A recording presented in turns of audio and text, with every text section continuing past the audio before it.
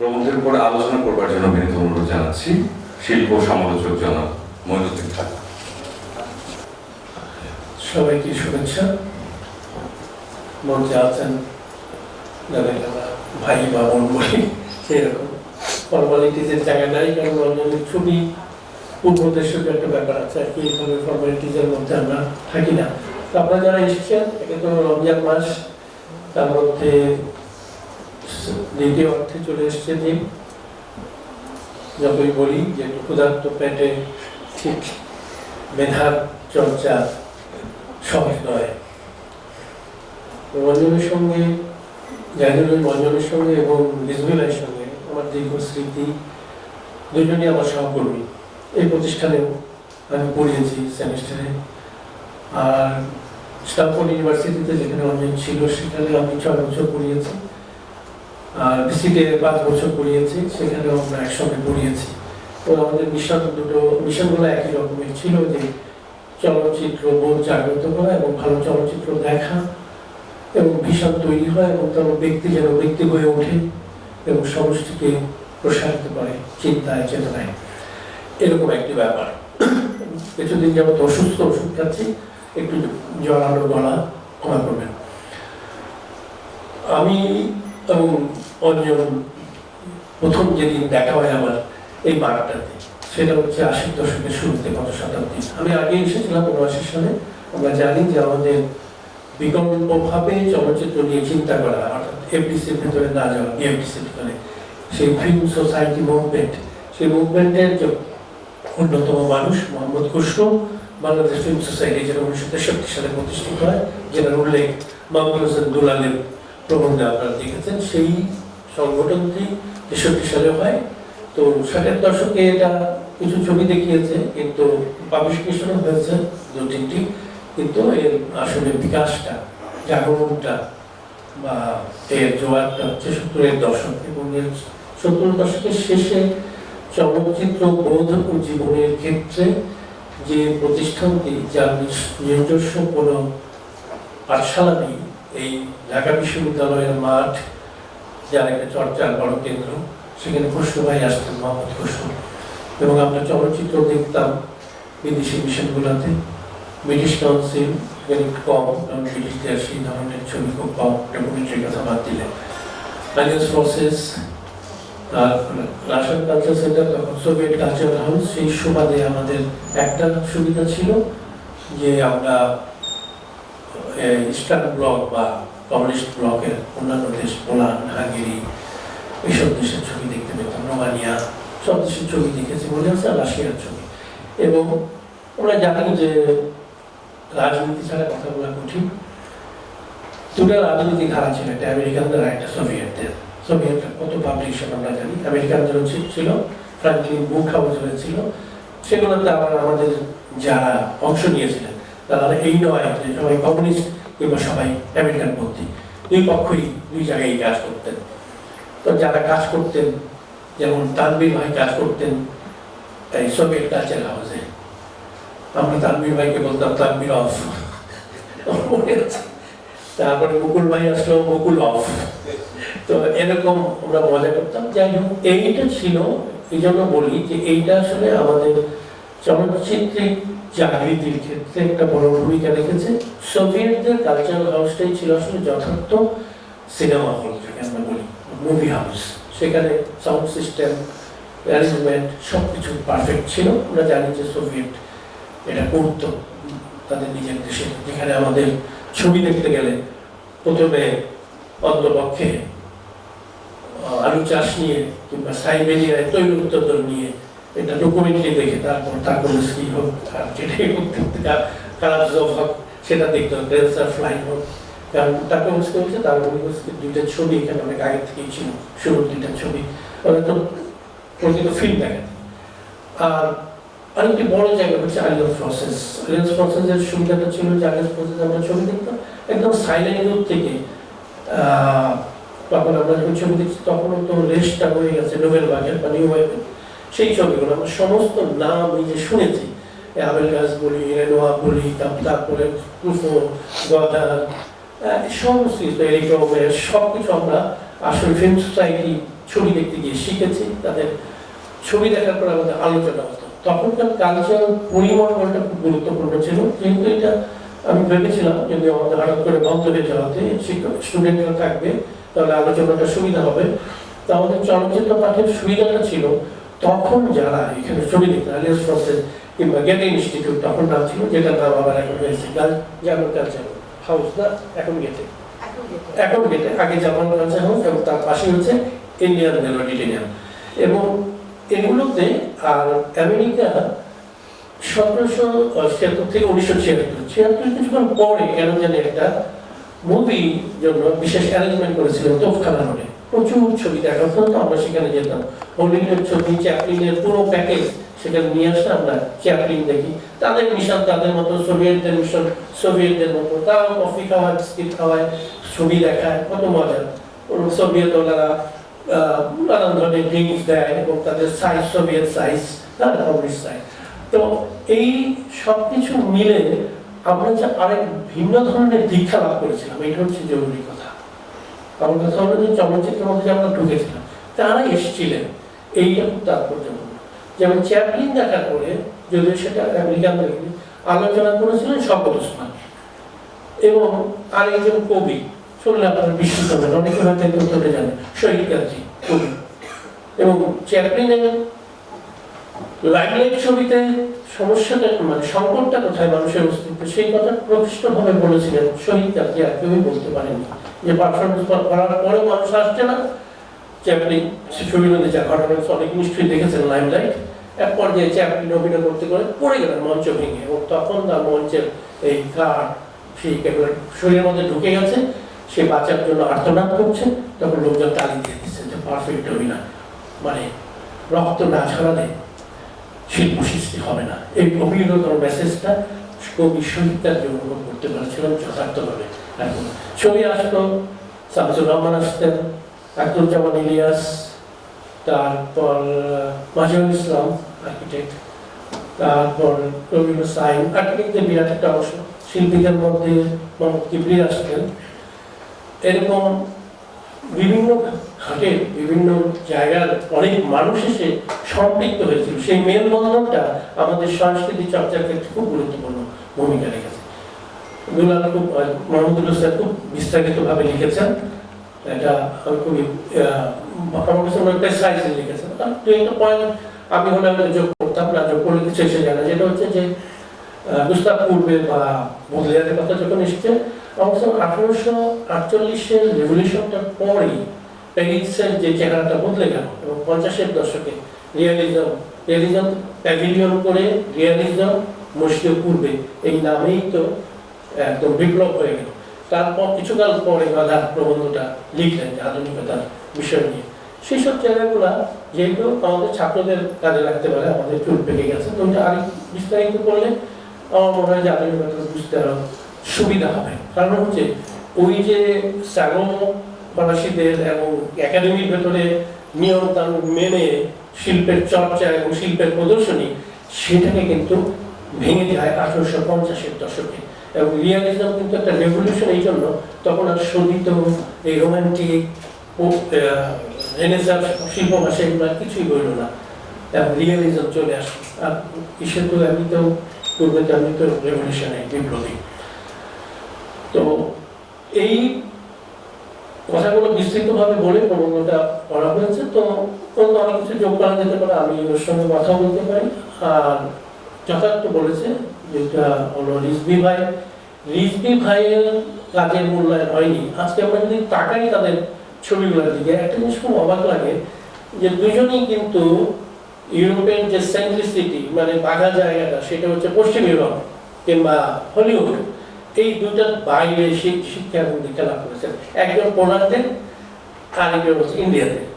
এবং অঞ্জনের অঞ্জনের আগ্রহের জায়গা, যেটাতে আমরা প্রতিনিয়ত বিতর্ক করতাম, কথা বলতাম, ছাত্রদের ডাকতাম, ব্রেসো কিন্তু অ্যাসিটিক, একটু অধ্যবসায়ী, সংযমী, অতি সংযমী একটা ধারা আছে খ্রিস্টানদের মধ্যে, সেইটা তিনি বিশ্বাসী ছিলেন ব্রেসো, যার জন্য তিনি মিনিমালিস্ট অ্যাপ্রোচের মধ্যে দিয়ে কাজ করতেন। একই স্পেস, একই ফ্রেম বারবার আসছে, এই মিনিমালিস্ট ব্যাপারটা আছে। আর মাহমুদুল হাসান ঠিকই নির্ধারণ করছে ডায়েরি অফ এ কার্টুনিস্ট। তো আমি মনে করি এই মর্নিং ছবিতে তার যে ক্লিষ্ট চেহারা, বিমর্ষ চেহারা মেয়েটির, সেটার সঙ্গে আরেকটি ছবির যোগ খুব ভালো, সেটা হচ্ছে মুর্শেদ এই ব্রেসর। আর কয়েকটা ফ্রেম আছে অঞ্জনের খুব প্রিয় ট্রান্সেন্ডেন্ট ফিল্মের প্রতি যে তার আগ্রহ, সেটা হচ্ছে গিয়ে অজু, অজু লো অ্যাঙ্গেল ক্যামেরা এবং সেট করা একদম ইসের মধ্যে, এই যে সুধা এবং সুধার মা যে বসে আছে ওইটার মধ্যে আমরা দেখতে পাই এই মেঘমাল্লার ছবিতে। আর প্রথম ছবিটা মর্নিং ছবিটা একটা ট্রিটমেন্ট আছে, এত মেধাবী, এত সংবেদী, আমি ভাবতেই পারি না যে আমাদের চলচ্চিত্রে এরকম ট্রিটমেন্ট আর কেউ করতে পেরেছে। সেটা হচ্ছে চেখবের গল্প, আমরা কিন্তু ঠিক বলতে পারবো না শিশুটাকে মেরে ফেলেছে, মেরে ফেলে নাই, এটাই আমাদের প্রতীকীতে আসে। কারণ হচ্ছে সে তার আগে ডেলিরিয়ামের মধ্যে আছে, দুঃস্বপ্নের মধ্যে আছে, একটা দোলায়িত অবস্থা দেখাচ্ছে। এবং যে জিনিসটা ঘটেছে যে শুরুতে দেখেন ছবিটা শুরুই হয়েছে একটা দূরে ধূসর একটা রিভার স্কেপ, যত দূর চোখ যায় লং শট, আরেকটা শট আছে এই মেয়েটি একদিন কাপড় তুলতে গিয়ে একটি কাপড় দড়িতে ঝোলানো ছিল, একটি ভুল হয়েছিল, একটি জায়গা মীমাংসিত ছিল না। এই যে জিনিসটা ব্যবহার করে যে সব পরে ফিরে এসেছে এবং দেখেন যে শুরুতেই এটা করেছে, এত বুদ্ধিদীপ্ত প্রয়োগ। আমি খুবই অবাক লেগেছে যে দড়ির মধ্যে ঝোলানো কাপড়টা ওইটা রয়ে গেছে, মানে সে নর্মাল ডিসিপ্লিনের মধ্যে নাই, অপূর্ব সব। আর আমরা দেখেছি যে বাচ্চাটা কাঁদলো, দ্যাট ইজ এনাফ, এত বড় একটা শব্দ বাচ্চার কান্না। তারপর সে গেল, আমরা বাচ্চা দেখলাম না, আমরা দোলনা দড়িগুলো দুলতে দেখলাম। এই জিনিসগুলো অঞ্জন কেন আরো অনেকেই দেখেছে, কিন্তু অঞ্জন শিখেছে এবং প্রয়োগ করেছে, সেইটা হচ্ছে সবচেয়ে গুরুত্বপূর্ণ বিষয়। আর অনেক বড় কথা আমি অনেকক্ষণ বলতে পারি, আমি বলবো না, ওই যে আগে বললাম যে কারণ এই ধৈর্য নাই আর ক্লাস নিয়ে অবস্থা, আমরা এখানে সবাই টিচার ভুইয়া ভাই আছে, আমরা তো ফিল্মের ক্লাস দেওয়া হয়, তো সেটা লাগে রিজভি ভাইয়ের একটা ট্রিটমেন্টের কথা বলি। দুজনেই মিনিমালিস্টিক। অঞ্জনের যে মেঘমাল্লার যে সময়ের ভাগ, যেমন সময়ের ভাগ বয়ে নিয়ে যাওয়া যাচ্ছে, লং টেক যাচ্ছে যাচ্ছে যাচ্ছে যাচ্ছে, অদ্ভুত। এই ট্রিটমেন্টগুলো তো আমরা জানতাম, কিন্তু আমরা কেউ প্রয়োগ করি চলচ্চিত্র অঞ্জনের আগে। এবং সবচেয়ে বড় ক্যারেক্টার হচ্ছে বৃষ্টি, মেঘমাল্লার কত রকমের বৃষ্টির শব্দ, যে বৃষ্টির শব্দের জন্য একটা ছবি আমাদের খুব প্রিয় হয়ে যায়। পিরাবি মনে আছে, সজিকার সাউথের যে ছবিটা আমরা বারবার দেখতাম, বৃষ্টির শব্দই তিনি কয়েকশোবার রেকর্ড করেছিলেন ছবিটা বানানোর জন্য। অঞ্জনের ছবিতে বৃষ্টির শব্দটাকে খুব ঝড় বেগে প্রয়োগ করার পরে একটা পর্যায়ে যে দুঃখ দুঃখ দুঃখ একটা অশ্রু ফোটার মতো কয়েকটা ফোটা ফোটা ফোটার মধ্যে নিয়ে আসে, এবং প্রত্যেকটার সঙ্গে এই যে মল্লার রাগের পরিবর্তন এবং ভোকাল যে জিনিসটা, সেই ভোকালটা তো বাংলা না, কিন্তু আমাদের সঙ্গে মিশিয়ে ফেলে। আর সবচেয়ে মজার ব্যাপার হলো এইটার মধ্যে একটা স্পেসিফিক মুড আছে, ভয়ঙ্কর ব্যাপার। মুক্তিযুদ্ধের মতো ভয়ঙ্কর ব্যাপারকে আমরা যেভাবে চর্চা করেছি, সেখানে আমরা নাটকগুলোর কাছে গিয়েছি, ওইরাম গুলির শব্দ, গ্রেনেড, মেশিন গান, রাইফেল, তারপর সম্মুখযুদ্ধ, মুক্তিযোদ্ধাদের জয়, এটা মুক্তিযুদ্ধ মরে যাওয়া, কান্নাকাটি, প্রচুর পাক বাহিনী মরে যাওয়া, তারপর একটা ধর্ষিতা নারী, এগুলোকে এত সস্তাভাবে মুক্তিযুদ্ধের চলচ্চিত্রে প্রয়োগ করা হয়েছে। সেই জায়গা থেকে আমরা অঞ্জনের ছবিতে এগুলো কিছুই দেখিনি, এবং অঞ্জনের ছবির শেষে আমরা যেটা দেখলাম মুক্তিযুদ্ধের স্লোগান আছে এবং টর্চার যেভাবে হয়েছে আছে, কিন্তু সেই যে আমি বললাম যে মুর্শেদের মধ্যে আছে এরকম ট্রিটমেন্ট। আর আরেকজনের দ্বারা যুদ্ধের ছবি বলে অঞ্জন খুব প্রভাবিত হয়েছে এবং সে প্রভাবকে সে নিজের মতো করে শিল্পমণ্ডিত করেছে, সেটা হচ্ছে রসলিনীর পায়সা, এবং মানে ফ্রেম পায়সা থেকে নেওয়া হয়েছে, ওটা কিন্তু গেরিলাতে নিয়ে ছবি। তো এখন এই বিষয়টা যখন আমরা দেখি যে বিপন্নতাকে প্রমাণ করার জন্য কি করে, যখন রুলুদাকে ধরে নিয়ে যাওয়া হয়েছে, তার মেয়েটি দরজায় দাঁড়িয়ে আছে একা, এবং মেয়েটি একটা ঘোরের মধ্যে পড়ে গেছে, ছবি আঁকছে আঁকছে আঁকছে আঁকছে আঁকছে, তখন আর সে বিচ্ছিন্ন হয়ে গেছে। এবং সে যে আরেক লোক তার সহকর্মীকে ধরে নিয়ে গেছে তার বাড়িতে, রুলুদার ওয়াইফ যাচ্ছে যাচ্ছে যাচ্ছে যাচ্ছে, হঠাৎ করে ওই বাড়িতে পৌঁছাতে কিন্তু বাড়িটা তালাবদ্ধ, স্বাভাবিক, কিন্তু তবুও ওই বাড়িতে গেছে যে তার স্বামীর খবর এই বাড়িতে আছে কিনা। এবং এই যে বিষয়গুলো এগুলো ক্লাস নিয়ে অনেক সুন্দর করে বলা যায়, এখানে বলার বিষয় না। আরেকটা জিনিস হলো মর্নিং এর আমার কাছে মনে হচ্ছে যে এই ডকুমেন্ট এই শর্ট ফিল্মটা খুবই তাৎপর্যপূর্ণ, এটা স্টুডেন্টদের দেখানো উচিত। আমরা জানি যে পুরাতে দেখানো হয়, কিন্তু এই ছবিটা পুরান স্টুডেন্ট আগে দেখানো হয়।